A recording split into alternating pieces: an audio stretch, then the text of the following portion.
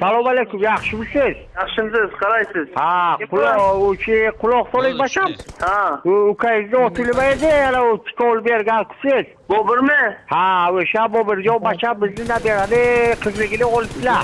Kimsiz edi? Men Feruzali bobosi. Feruzani bobosi? Ha, quloq soling Botirjon. Ha. Shu bacham endi moshini ketirib qo'yasiz, yo bo'lmasa sudga beramizda. Ya, tushunmadim men sizni.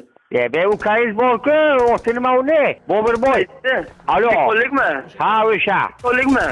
98 ekan numri. Ha, quloq soling. O'sha bacham meni nabiramni qizligini olibdi bacham. Ha, o'shaga biza endi bir nima qilamiz? Ko'tiga chiqaylikmi yo keli qilib olasizmi bacham? Kim bo'lsin ekan? O'qay ukangizda, deymi? O qilgan ishni qilibdi endi. Ha, uni so'raymiz-ku uni. Botirboy. Ha, bu bacham bu katta ish bu qazoga qaylamasin, lekin bacham hammangiz ketasiz gruppovoy. ha, uni tekamiz uni. Buni nabiramiz aytki, alo.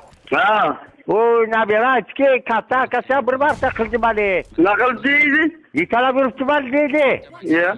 Ha, shu gap rostmi bacham? Bilmayman lekin men, xabarim yo'q lekin. Ha, quloq soling. Aniqlaymiz, kesin qayerga. Alo, quloq soling menga.